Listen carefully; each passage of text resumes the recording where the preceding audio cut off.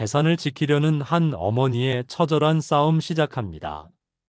내 이름은 박미숙 올해 60이다. 서울 강남에서 작은 화원을 운영하며 홀로 아들을 키워왔다. 남편을 일찍 여의고 힘겨운 세월을 버텨온 것도 모두 아들 준호 때문이었다. 계속 듣고 싶으시다면 화면을 2번 눌러주세요. 미수가, 준호가 정말 잘 됐다더라. 50년 지기 친구 김영희가 차 한 잔을 앞에 두고 물었다. 우리는 초등학교 때부터 지금까지 한결같은 우정을 나눠온 사이였다. 영희도 나처럼 일찍 남편을 잃고 혼자 살고 있었지만 자식이 없어 늘 내 준호를 친아들처럼 아껴주었다. 응, 그래. IT 회사가 잘 돼가고 있어. 이번에 큰 계약도 따냈다더라. 나는 자랑스러운 마음에 웃으며 대답했다. 준호는 정말 대견한 아들이었다. 35의 나이에 이미 자신만의 회사를 운영하며 성공 가도를 달리고 있었다. 무엇보다 효심이 깊어서 매달 용돈도 꼬박꼬박 챙겨주었다. 그런데 말이야, 준호 연인은 어떤 애야? 사진 좀 보여줄래? 영희의 눈빛이 이상하게 반짝였다. 나는 별다른 의심 없이 핸드폰에서 준호와 소영이가 함께 찍은 사진을 꺼내 보여주었다. 소영이는 종합병원에서 일하는 간호사로 준호와 2년째 사귀고 있었다. 아, 정말 예쁘네. 간호사라고. 그럼 수입도 안정적이겠다. 영희의 목소리에 묘한 톤이 섞여 있었지만 나는 그때만 해도 친구의 관심 정도로만 받아들였다.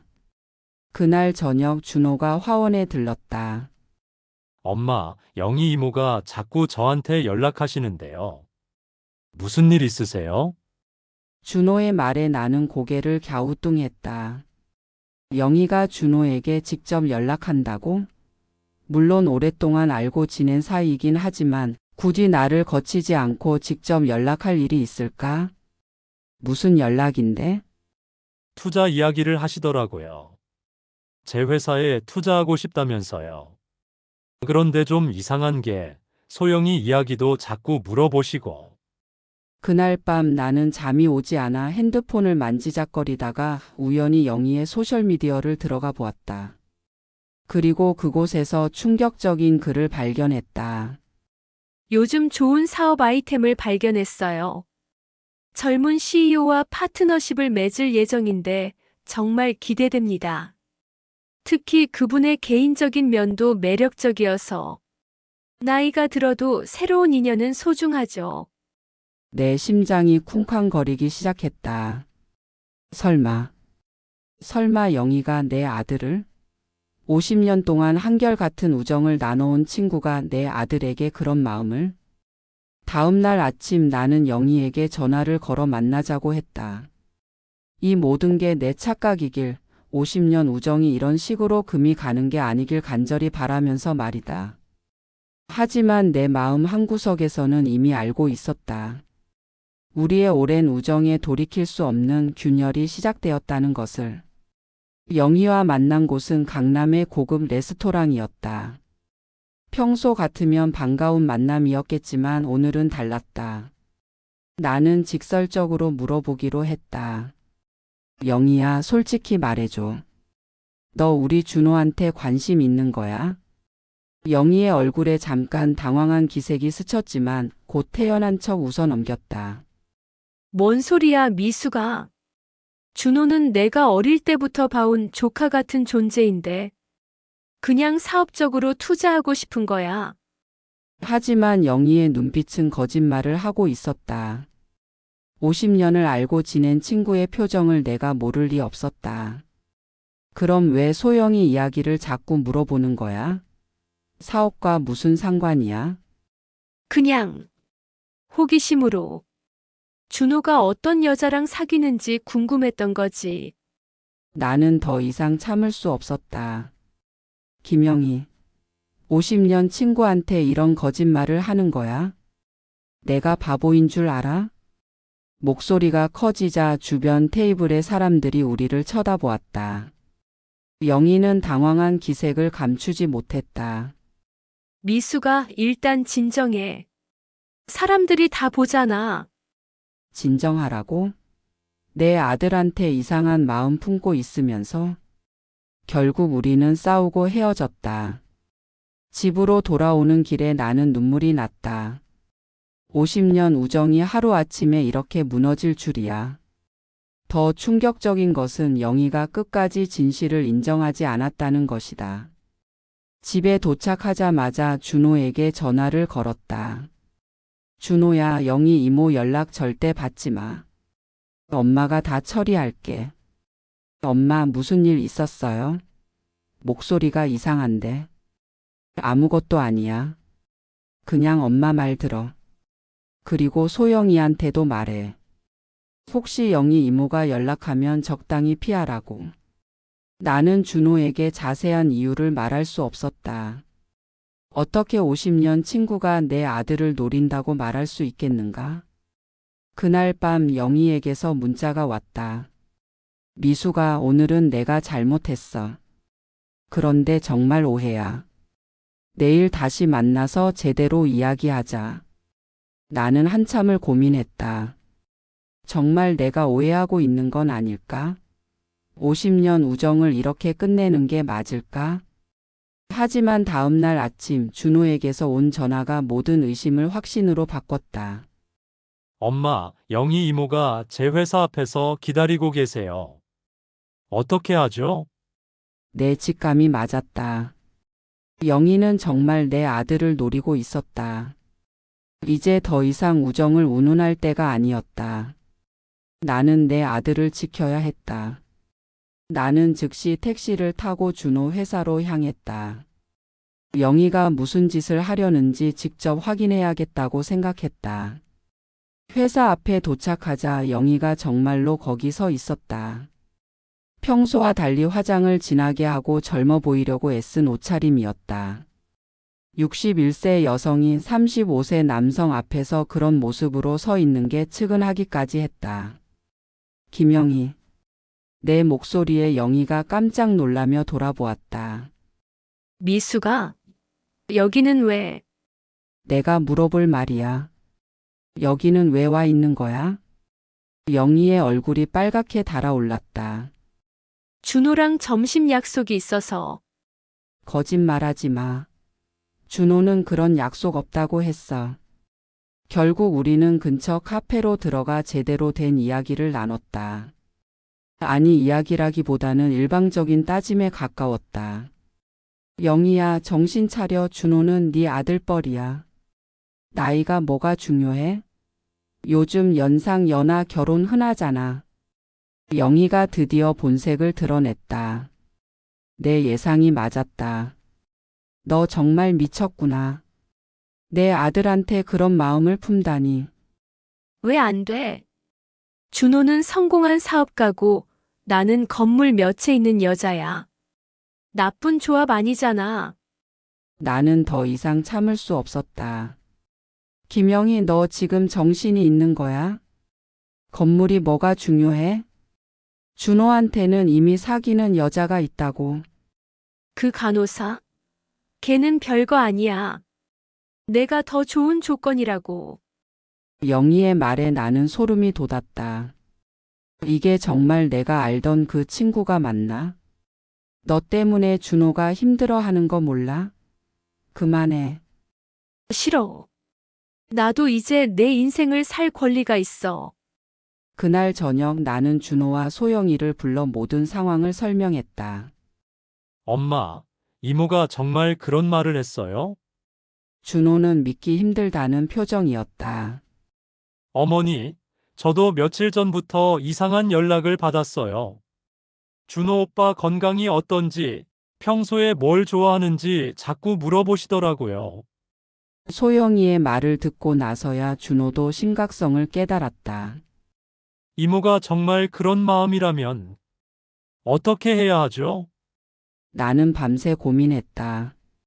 50년 우정을 포기하는 것도 아프지만 내 아들의 행복을 위협하는 것을 그냥 둘 수는 없었다.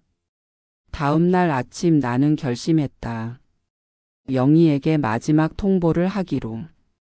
더 이상 준호를 괴롭히면 정말 돌이킬 수 없는 일이 벌어질 거라고. 하지만 영희는 내 예상보다 훨씬 집요했다. 그리고 그날 오후 영희가 준호 회사에 투자 제안서를 들고 찾아갔다는 소식을 들었을 때 나는 더 이상 참을 수 없었다. 이제는 정말 전쟁이었다.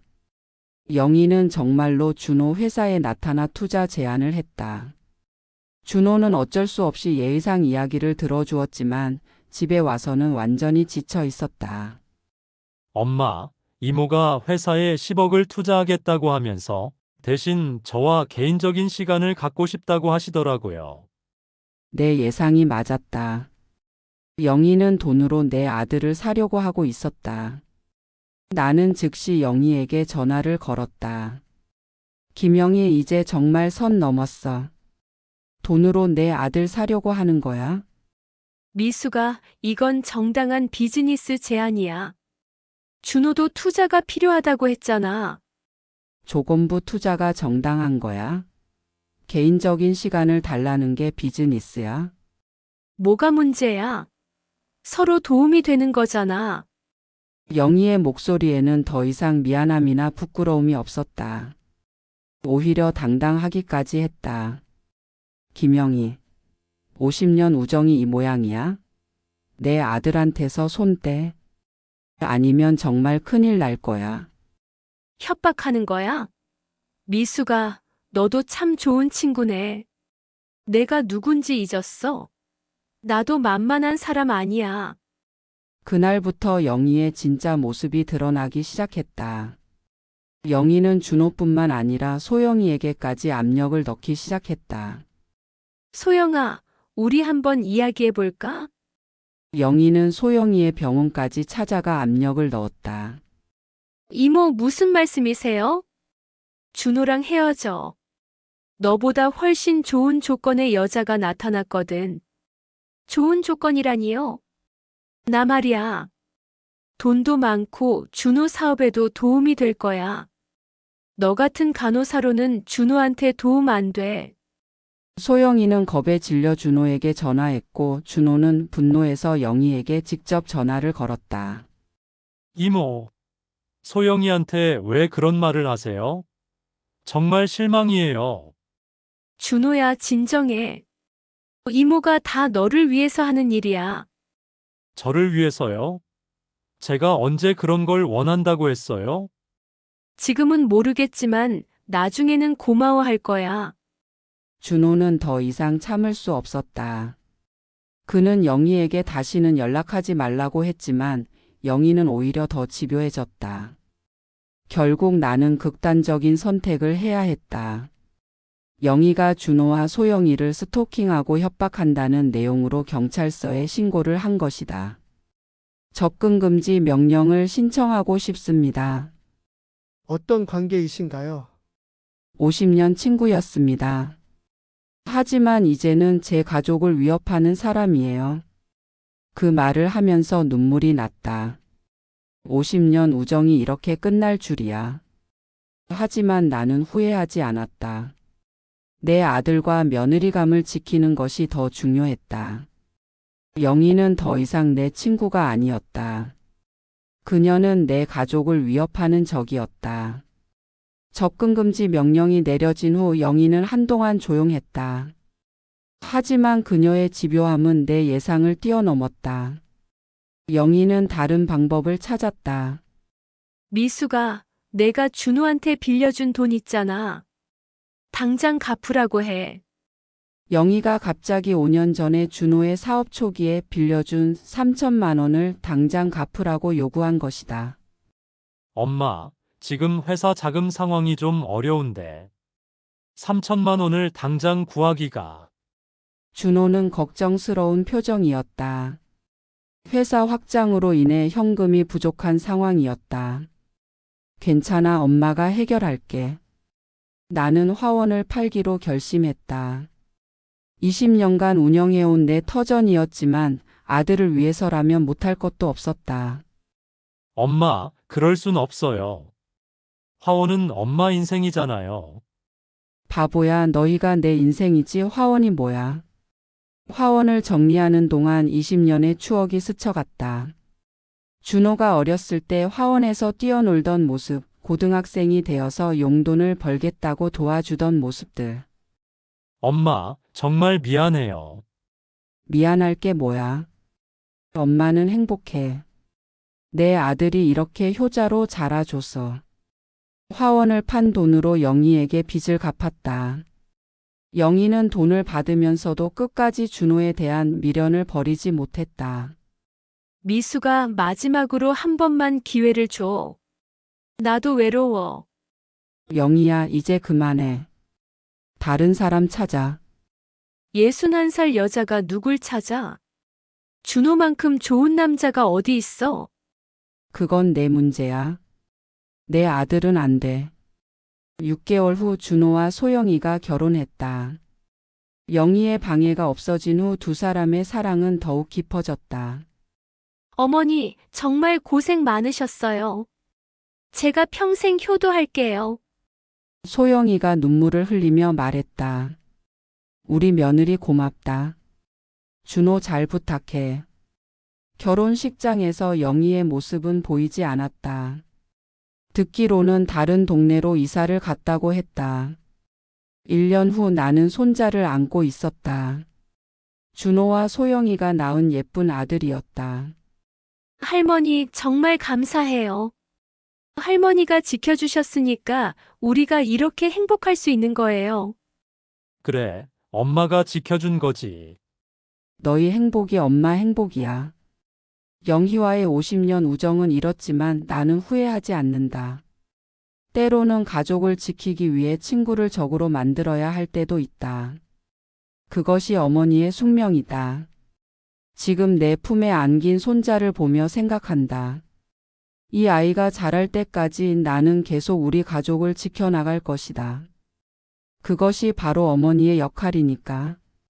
이 이야기는 여기서 마무리됩니다. 시청해주셔서 감사합니다. 다음 이야기도 기대해주세요. 재밌게 보셨다면 구독과 좋아요 눌러주세요.